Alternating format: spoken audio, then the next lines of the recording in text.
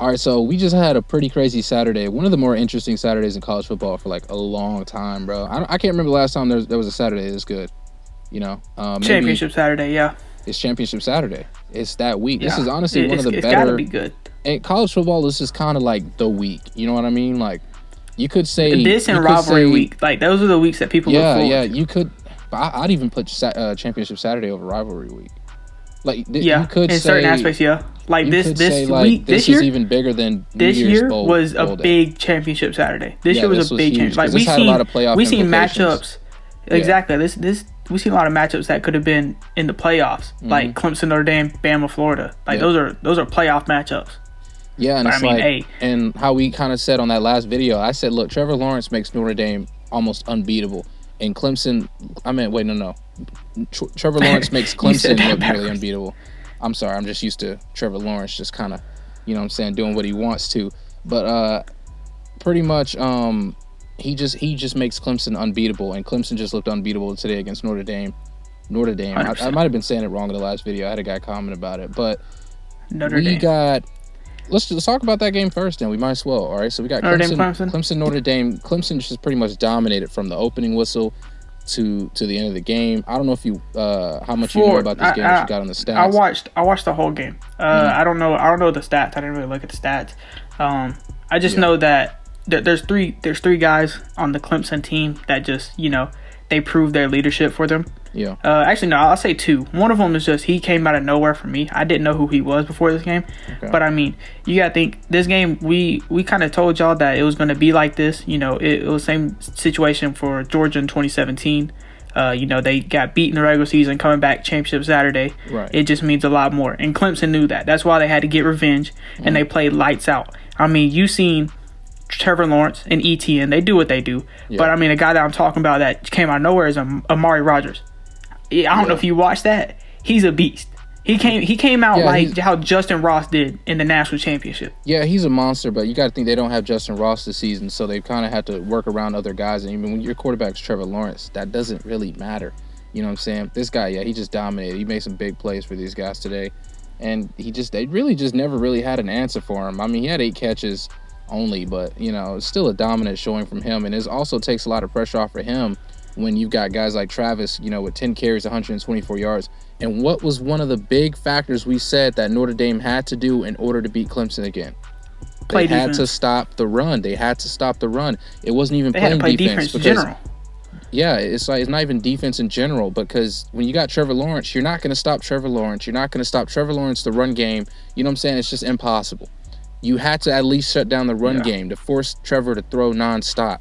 And then you could possibly get lucky with that with a pass rush, but they couldn't stop the run. Travis ran all over these guys. Like I said, Clemson just dominated. They up 24-3 at half. Notre Dame scored a touchdown, but it was garbage time. It wasn't really important at all.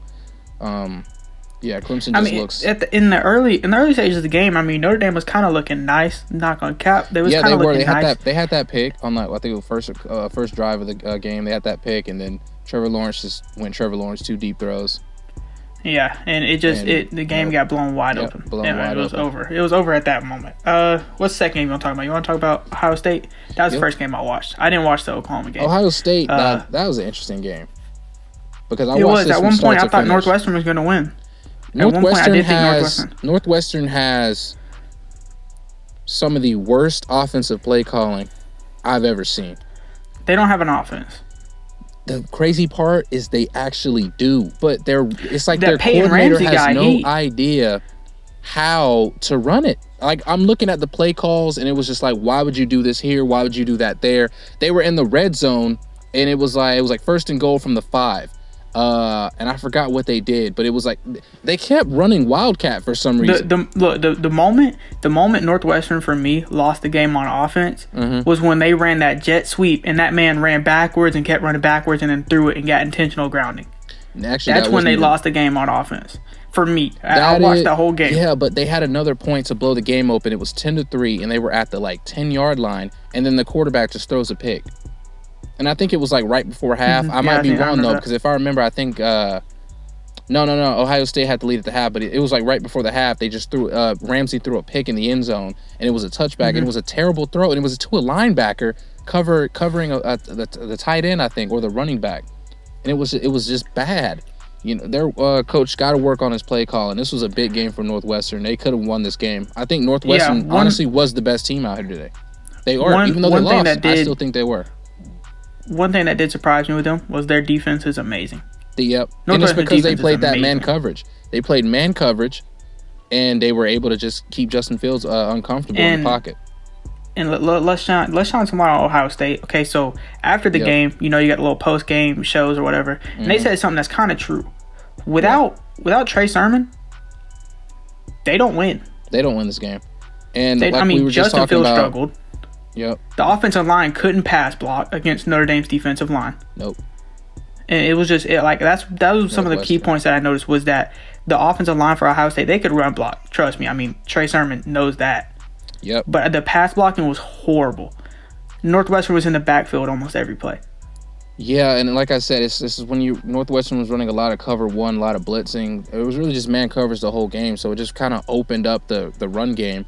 Sermon just exposed that because OSU's blocking is just going to be too great. And I think Ohio State was without Olave this game or someone, one of their big wide receivers. Yeah. So the 5-star number one guy, Fleming, had to step in. You remember the Under Armour All-American?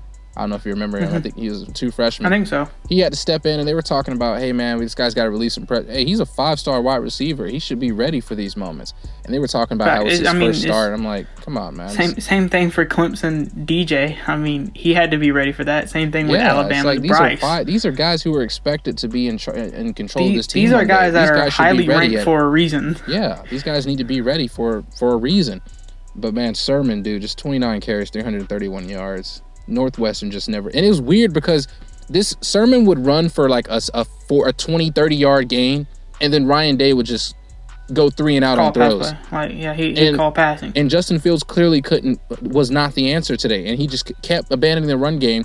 And then the crazy thing is he did injure his thumb or something like that. It was wrapped up. He said that he thinks he sprained it. He's gonna get an X-ray. Well, it better be fixed before the playoffs, because they'll be facing off against Clemson next. That's what it's looking like. That's what it's looking like. That's what we're going to predict as of right now. They'll be playing Clemson soon. So it better be working because Trevor Lawerence, he ain't injured. He doesn't have COVID. I'm going to knock on some wood. He can run. You know what I'm saying? Trevor Lawerence will be fully healthy. So let's make sure Justin Fields is getting healthy, right? Wrapping that in some ice, like putting some Vaseline on it, whatever we got to do. If his mother's got to kiss it, you know what I'm saying? I just need that. We need that thumb healthy, because what we saw from him today was just not it. That was horrible at all. But yeah, Ohio State's got a lot to work on, a lot. And I know there's gonna be conversation of them or Texas A&M getting in the playoff. I think Ohio State gets in, but they got a lot to work on if they want to beat some of these teams that are going to be ranked top, 1, 2, or 4. Because honestly, I'm looking at those 3 teams as teams that are better. But we'll see. We had Coastal Carolina and Louisiana got postponed. That was one of those games we were talking about. Like, hey, we could sniff the upset. Game didn't happen. Got pushed back. Boo-hoo. Buffalo played in their game. They you predicted this would be a blowout. We don't need to talk about that. I didn't say it was a blowout. I didn't say it was a blowout. I just say I take them easily. Like, you said, just the eye test. Easily. You're like, we'll take that easily. Buffalo, they didn't see it that way because they were just getting kind of did it with another team too, Marshall. Yeah, Marshall just didn't look good at all either. And who else were we going with? Well, I think you were leaning towards USC. I was kind of feeling like Oregon was going to pull it off. I thought USC was the best team in the Pac-12 going into this game. Yeah. Their offense is amazing, but hey, doesn't look like it. Yeah, I was never behind the USC hype, to be honest. We'll talk about that. We'll talk about that in a second. Yeah, we'll talk about that in a second. But that's let's get back to Northwestern Tennessee, Oklahoma, Iowa State. Oklahoma, I didn't watch this game, so I have nothing. There was I remember seeing a targeting call. I didn't think it was targeting, honestly. For me, I didn't think it was. From what I remember, I think he hit him with his shoulder on the head. I can see where it could be called targeting. Yeah, it was like on the first. It was like the second play of the game or something like that. And it was like one of their best players. I'll tell you, I did look at this game, and let me tell you what the problem is right now. Iowa State should have never been ranked 6. Iowa State should have never been over teams like Georgia, Cincinnati. Even though Cincinnati kind of struggled with Tulsa a bit, you just cannot. And I'm not gonna knock Tulsa because Tulsa's a great team, but you just can't. Cincinnati didn't play for 4 weeks. There's no reason a team that loses to Louisiana, by double digits should be ranked number 6, because you can't sit here and tell me that this team could compete with Bama, could compete with Clemson, could compete with Georgia, could compete with Florida. From what we just saw from Florida, there's just no way possible you could tell me this team is competing. It's just not going to happen. You can't convince me otherwise.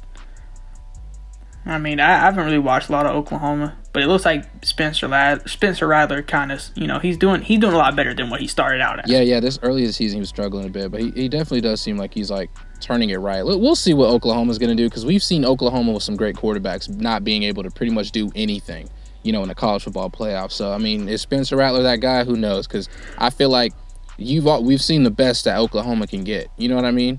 We've seen Oklahoma with a top wide receiver in the nation and a top quarterback prospect, and it just doesn't work. So who knows what you're going to get from Oklahoma? To be honest, I think we've already seen the best from Oklahoma. I just simply don't think it gets better until they get a defense. Here. Oklahoma has some pretty bad luck. Think about it, man. They ended up playing. Let's see, Baker Mayfield, their playoff run. They ended up playing Georgia. Georgia should have won the national championship. Let's be honest here. That should have been Oklahoma's playoff win. They should have beat Georgia. To be honest, yeah, they should have beat us. They were up big. They blew that. Yeah. They blew that game with that dominant offense. They blew it. Kyler Murray. They go against Bama. Yeah. Bama wins that year. Jalen Hurts goes against the greatest college football team that we've seen in who even knows how long, who possibly ever. Yeah. In LSU. They have some pretty bad luck. Yeah, but one thing I'm thinking about is before there was this whole trend of offense, Oklahoma had been doing this. The problem with Oklahoma is they had no defense. That was the Big 12's thing. That was the Big 12's thing. Big 12's thing was this offense. How everybody's adopted that. Yeah, everybody's adopted that. The only difference is the SEC is doing it with these 5-star players. So it's making it easier for SEC teams to win championships now. That's why SEC teams are, winning championships left and right. Well, that's another thing though. Oklahoma, they get 5-star players. I mean, they had Jadon Hasselwood that I can remember, Spencer Rattler. But that just goes against the whole argument we were just making. The whole argument was that defense. The thing, this is the thing. I think that they don't put enough time. Okay, look, let's be honest here. Okay, offense obviously wins championship now, but if we point out these top offenses, Bama, last year LSU, Clemson's a good offense, Kansas City in the pros. They also got mediocre defenses that could stop someone when it's needed. Oklahoma does not have that at all, and it's obviously it's going to be harder to win when you don't have a defense. But like when you got a defense that can't even stop a drive 3 and out a couple times, so you can even give your offense a chance to get up. You know what I'm saying? Yeah. And your best showcase this season has been against Iowa State, who is overranked in everyone's opinion. Extremely overranked, because they clearly proved they're just not good enough. At least now, maybe soon they'll be that. That's the talk of the Big 12. But right now, no. Because I definitely trended towards them. But Oklahoma looks like they're right back towards it. You still got Texas, and let's not sit here and pretend like Texas is good. Texas is a playoff contender, but like I said, until they start doing better recruiting defense, Lincoln Riley has no purpose to even be at Oklahoma. He'll be in the NFL soon. They're not even, honestly, in my opinion, they're not even in the top 6 here coming up. Yeah. I've seen some graphics from the Clemson Notre Dame game. Had them comparing them to Cincinnati, Texas A&M, and Notre Dame. And that is Oklahoma that I'm talking about. Yeah. It didn't make sense to me. I don't see them top 6 even. I have a top 6 planned out for later when we talk about it. Yeah. No Oklahoma in there. Go ahead and say that. Yeah, I mean, it's not rocket science. I mean, I'm not putting Oklahoma in my top 6 either. When I look at top 6 teams in the nation, it's pretty. Yeah, it's like a bruh moment. It's like, who has Oklahoma as a top 6 team in the nation right now? But look, I mean, should we talk about the cream? Let's talk about the cream of the crop, man. I'm talking. This game is possibly juicy. Best game of the season. I wouldn't go that far. But this game was good. Not probably not. Because it was like you knew Dame. Bama was going to win this game. I mean, Florida had a chance to win it, but you thought everybody knew Bama was going to win this game as soon as Kyle Trask fumbled the ball. When he fumbled the ball, everyone knew Bama was winning. But we walked in this game. Some people walked in this game thinking Bama was going to win by 14. Right. Some people walked in this game thinking Bama was going to win by 20. You know what I'm saying? Yeah. Nobody thought Bama was going to win by one possession. Let's be honest here. Okay. I didn't think it. I mean, Florida's a great team. Don't get me wrong. But Bama's just that team this year. Yeah. You know what I'm saying? Like, it's not like they're the LSU where it's like no doubt that they're winning it. But, I mean, Bama is just that team on offense and defense this year. And their defense really proved it this game. They played amazing. I mean, watching that game. I wouldn't say amazing. But, I mean, whenever they needed stops, they got it. It just, I feel like the passing game fell off a little bit for Alabama. It's not as good as it usually is during the games. It was still good, but it's not as great as it usually is. You know what I'm saying? Yeah. But, I mean, Najee, he picked up all the slack.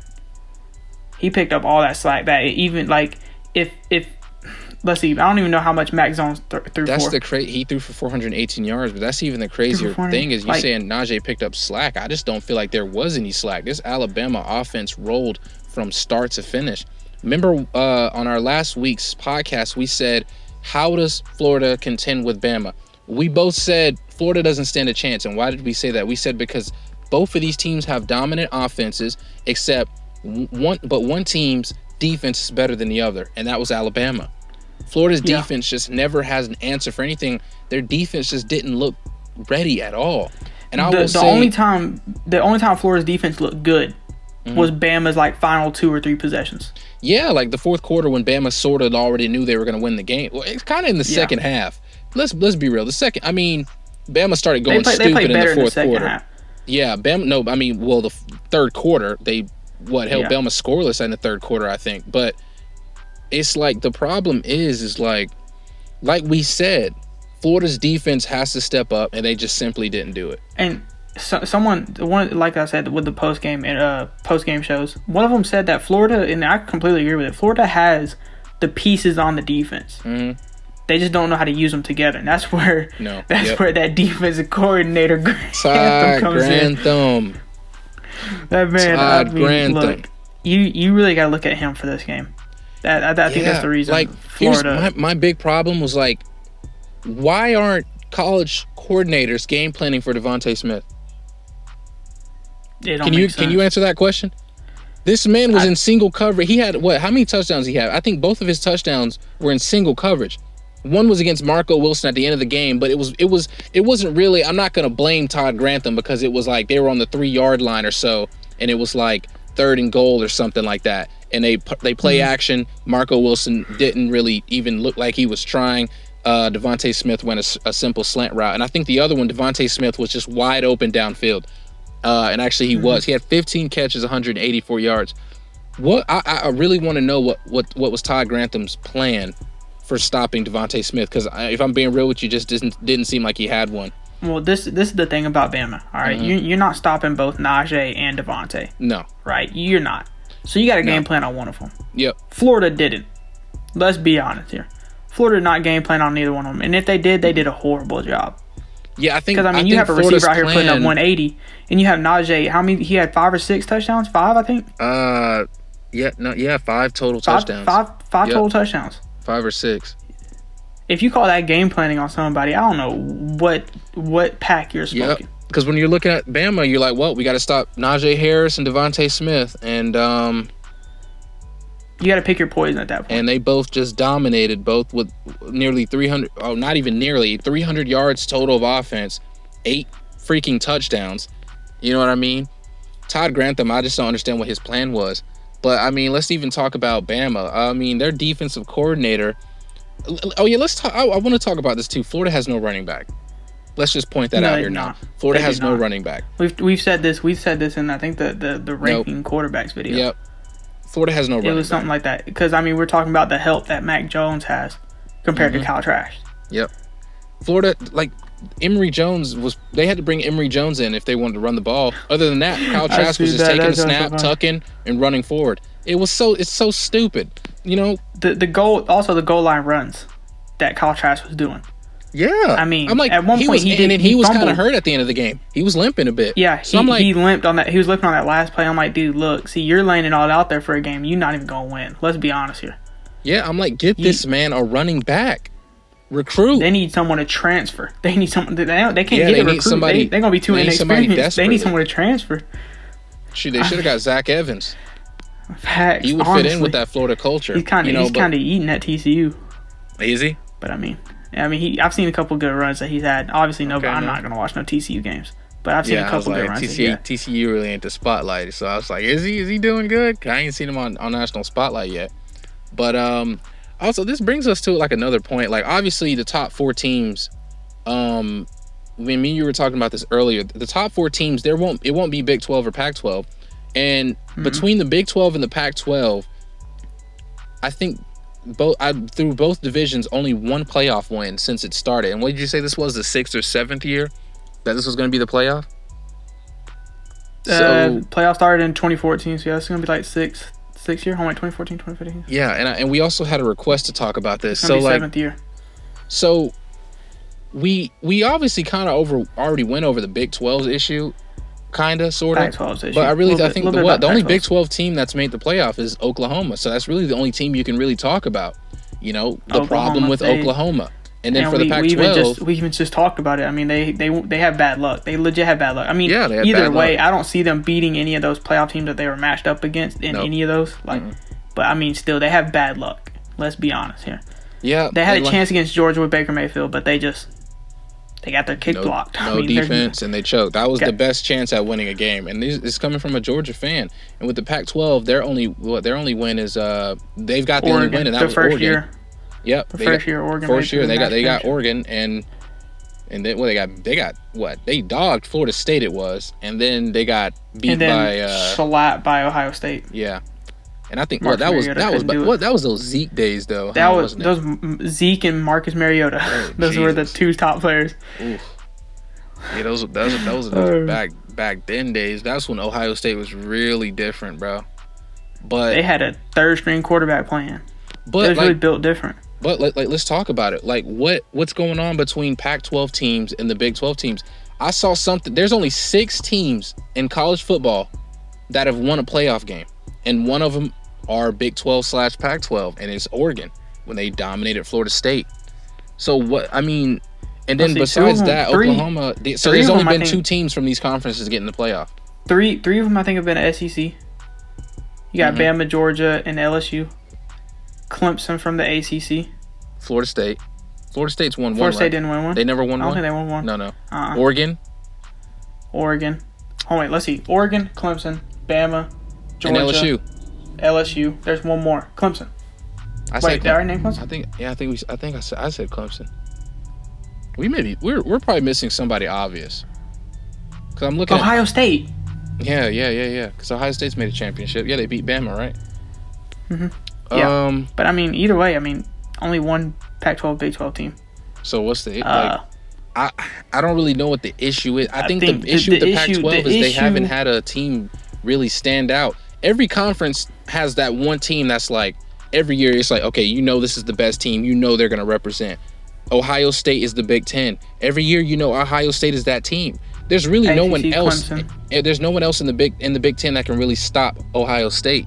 ACC, it's Clemson. Who can stop ACC and who can stop Clemson in the ACC? No one. The thing about the Pac-12 is they're all kind of equal. They all kind of match up well with the Pac-12. No team is really dominant. And a lot of people were saying, well, Oregon could be the future of the Pac-12 last season after Washington made it one time. Washington did make it one time. Yeah, and they did. They did. They had John Ross and Jake Browning. Yeah, and they got slapped by Alabama. Slapped by Alabama. Yep. That was those John Ross days when he was breaking ankles. And, I actually thought they had a chance to do something. They didn't. They just simply don't. But here, our problem, what we said was, they just don't have the defense. Until they scout defense, you just won't be able to put up a fight. This is one of the things. Okay, I don't watch Pac-12 or Big 12, so I have no idea what their problem is. This is the thing though. They don't have national spotlight like the SEC does, the ACC, and the Big 10 does. That's because there's at least every year there's always going to be a 2-loss team there, at least. And I mean, you look back at the history of the Big 10 or Big 12 and the Pac-12. Right. You got teams like Texas. When Texas fell off, that's it for the Big 12. I mean, Oklahoma's kind of pulled up, but I mean, Texas was the last team to win big stuff for them. Right. I think I saw today Oklahoma's won 6 straight Big 12 titles. 6 straight, and they've done nothing with them. Nothing at all. Playoffs. Nope. And then you got for the Pac-12 since USC has fallen off since like when Pete Carroll left. Yeah. The only teams you've had is, I mean, you've had Stanford. They were good a couple years whenever they had Christian McCaffrey, Andrew Luck type stuff. Washington, those couple years. And then Oregon. Oregon hasn't done nothing. Oregon last season was really good. Yeah, really But, I mean, good. they haven't, I mean, the 2014 team was the best team they've had since, let's see, what was that year, 2010, when they played Cam Newton in the BCS? I mean, Oregon has been your only shot at anything between these two conferences, it look like, because they're the only teams to make it to national championships was Oregon.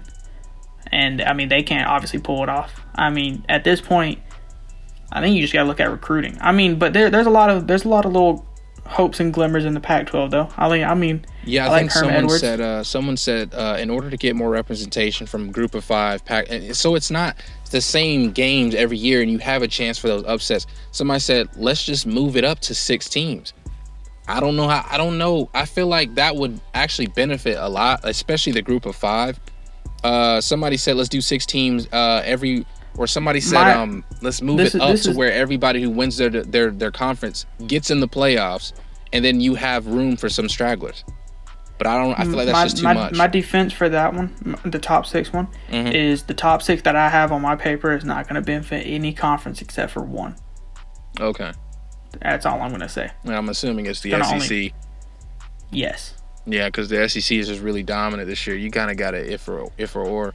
But let's just hop. I mean, we've kind of gone over it. There's not too much to really say with the Big 12 and Pac-12. Scout defense. I mean, they just don't have teams that stand out. Scout. I mean, you got to look at the top recruits. I mean, they're going to Oklahoma and Oregon. Mm-hmm. And then what was I going to say? I went brain dead just now. Also, you got to consider the strength of schedule that these guys are going against. The Pac-12. Like, when you go against the SEC, most SEC teams, you got that. There's that threat when you go against these SEC teams. Most Pac-12 teams, man, it's like playing FCS teams.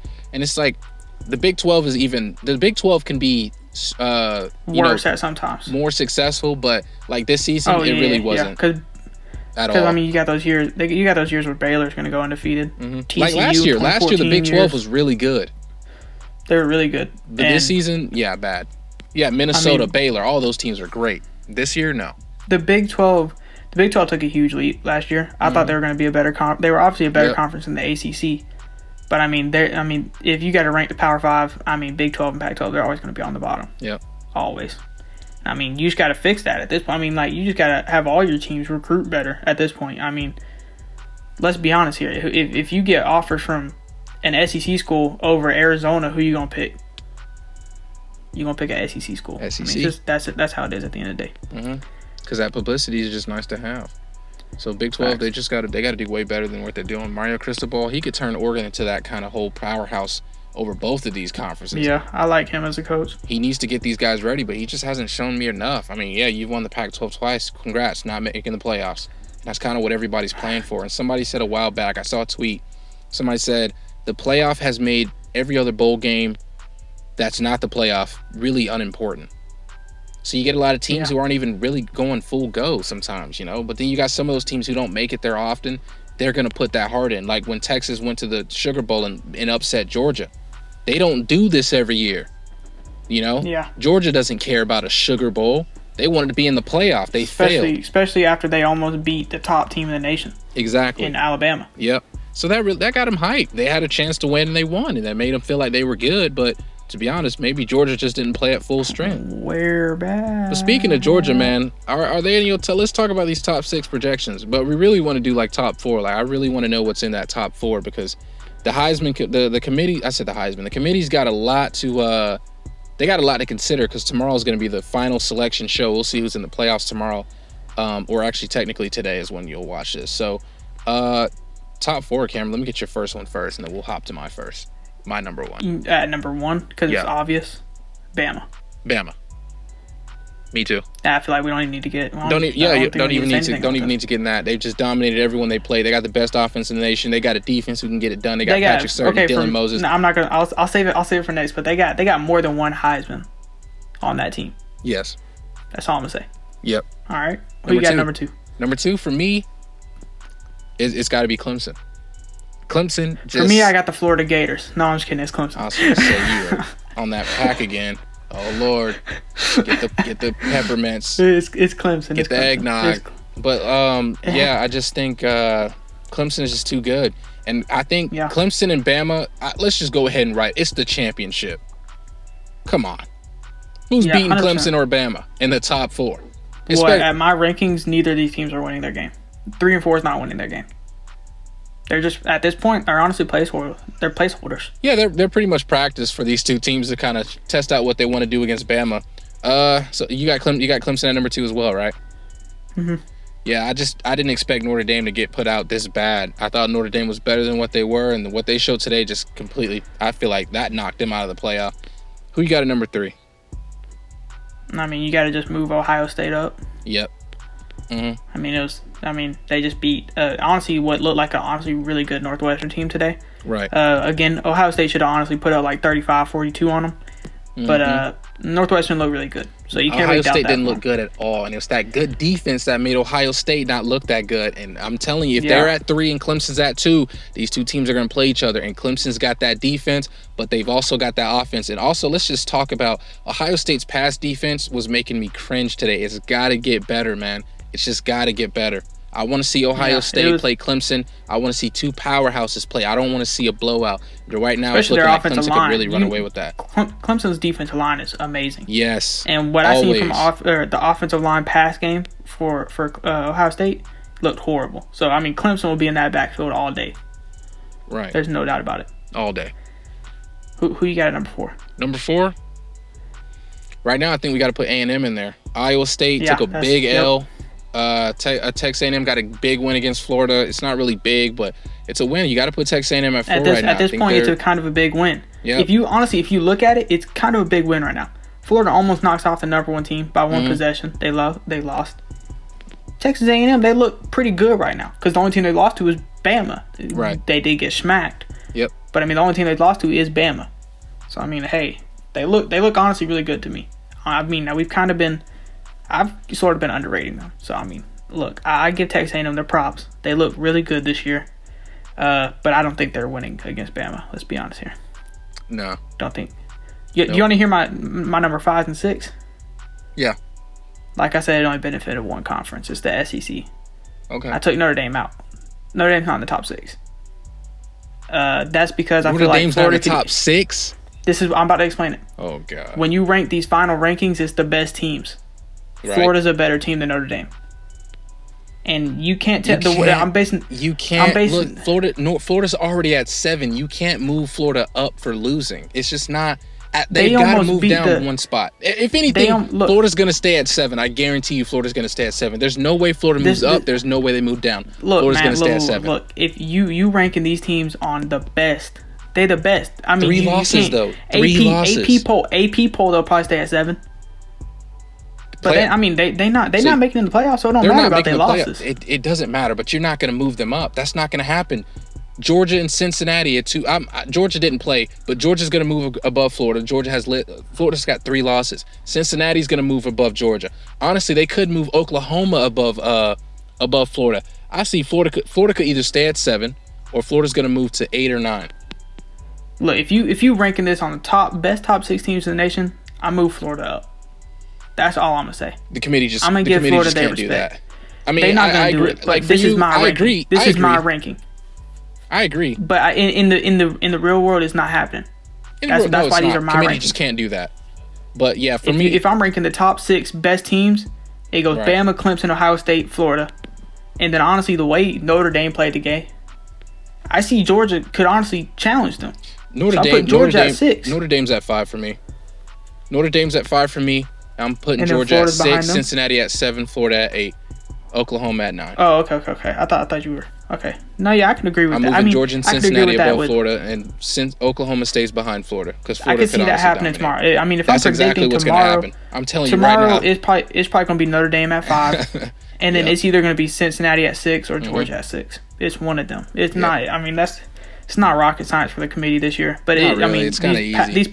Some of these past years they've been bugging, but this year if they start bugging and do something weird, we got to reevaluate those dudes. I'm telling you. I mean, they've done some weird things. Texas A&M rematch. Does Texas A&M really stand a chance? I don't think Alabama's getting better week by week, man, and we're just seeing it, but in our eyes. And it's like by the time they get to the championship, man, I think they'll finally get that rematch, that revenge on Clemson from what Clemson did to them a few years back. I think this is Alabama's season to get that revenge. Oh, this is Bama's year, you think? This is Bama's year. Yep. I think so too. I think Bama's got it in the bag, but I don't want to give out. We might have some Texas A&M fans in here seeing what we think. So, I mean, good luck to you guys. We gave it to Florida too, but we gave y'all props. Now y'all go do something with it. We gave y'all your props. Texas A&M is a good team though. They had one of the hardest schedules this season, and their only loss is against number 1 Bama. So I'm like, can they beat Bama if they play again at a neutral field? Nah, probably not. Not even probably. They won't. But good luck to them. We'll see what they can pull off. So that's our top 4. Oh wait, we got one more topic: the Heisman race, because this game kind of opened it up a bit, and we kind of got a lot of options. You want me to give my top 4 first? Top 4. Dude, I only top rank 4 3, people. man. Top 3. I had to rank 4. Okay. My top 4. Okay. It goes 4 Najee Harris. I feel like after that game, you got to put him up there, but he's not no top 3. You know what I'm saying? He was already on the list before. He had it was Zach Wilson in front of him. Right. But I mean, I had to make hit a skid. So yeah. So I originally, honestly, I wrote Zach Wilson on there, but I crossed it down and put Najee. Makes sense. At number 3, Cal Trask. Yeah. I mean, number 2, we'll explain it, Mac Jones. I think he just played a better game. And y'all listening probably thinking I'm crazy right now. Yeah. But I know Dimitri going to agree with me. DeVonta Smith is a Heisman winner. Right now, DeVonta Smith is that man. Best player in college football. You cannot convince me otherwise. Look, this is the first Bama game I've watched from start to finish. And Mac Jones takes the snap. He doesn't need to look anywhere else. His first sight is on DeVonta Smith, and people were calling him a game manager. I'm like, the way he was reading the defense to see if it was going to be man coverage, to see where the safety was moving, to see if he could get the ball in DeVonta Smith's hands. That's not a game manager, man. A game manager was Jake Fromm, and this is not a game manager.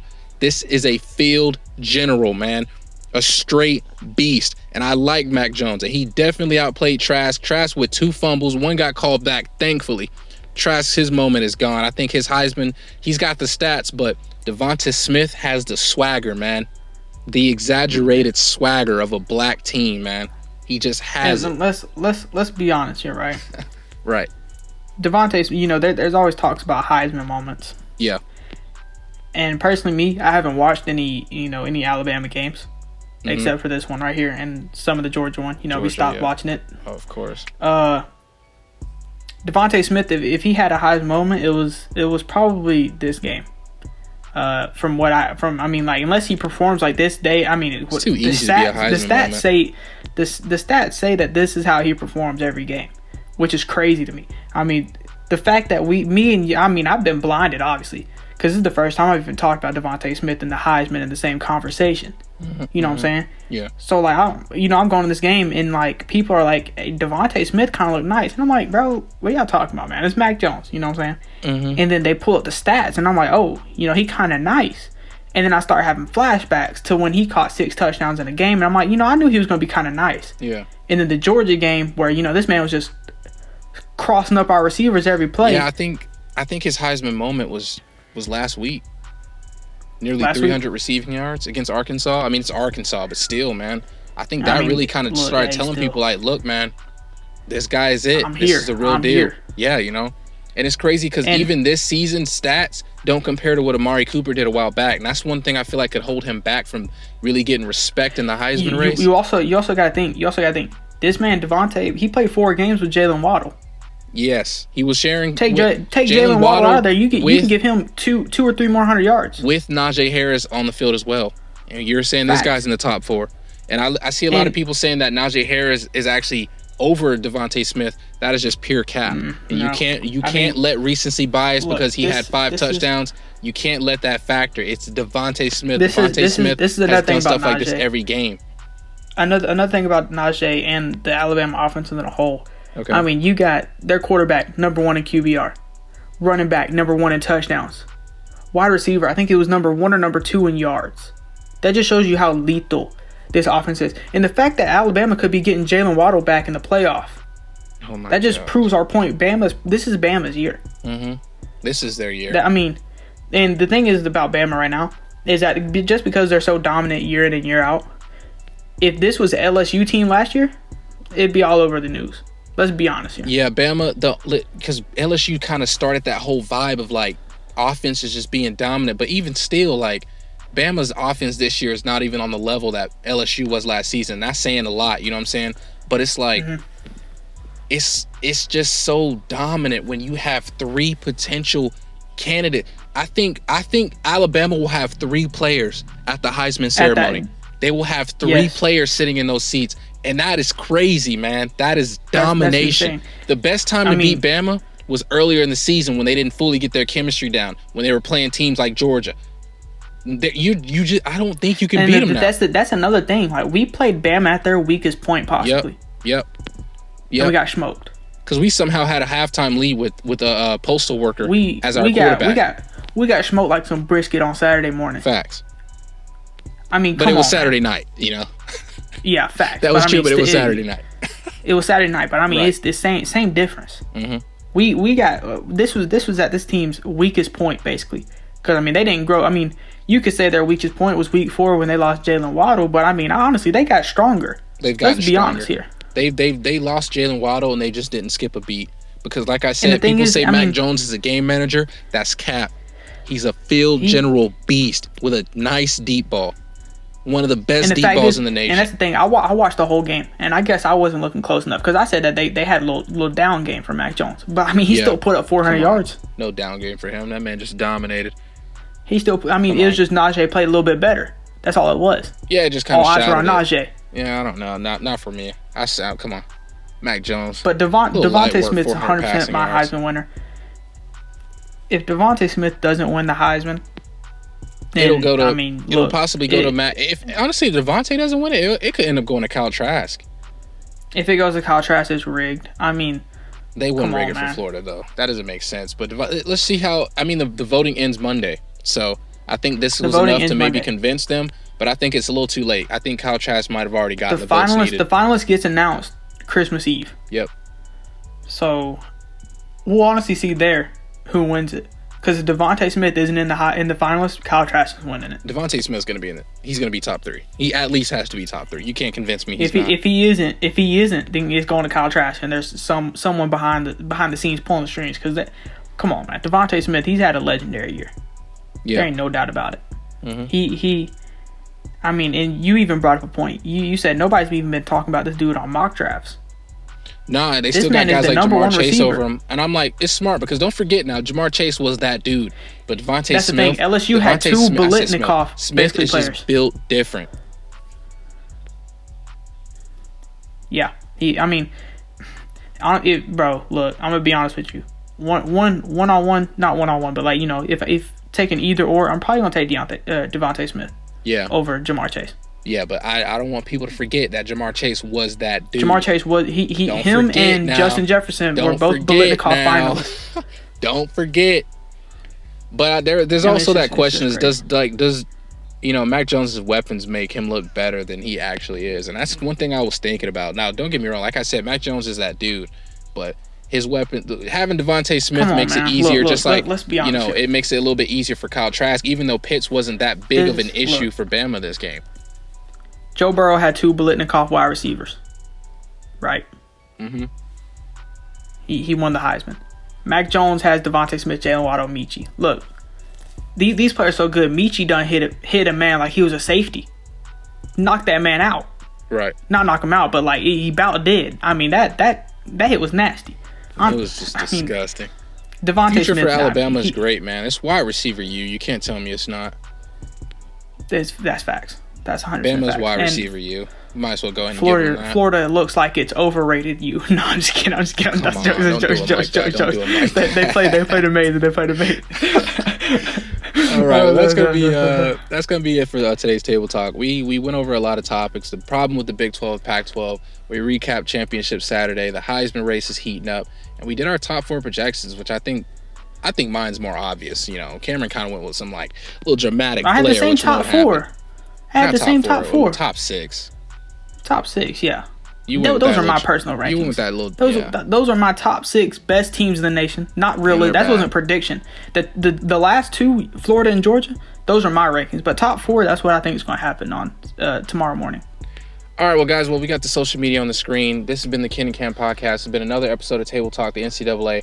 Thank you guys for the support, man. Leave a like if you guys enjoy. Subscribe. Don't forget, we got our social medias on the channel. Make sure you guys are following the Instagram. We post updates on there, mainly ran by Cam, but we're going to kind of get more interactive on there. And we got the Twitter, too. We're going to get the Twitter more interactive as well. But make sure you guys follow the socials, and just we'll be seeing you guys next week. We got the NFL segment will be dropping tomorrow. Let's just get it, man. Till next time, guys. She been Boy Kid. All right. Peace.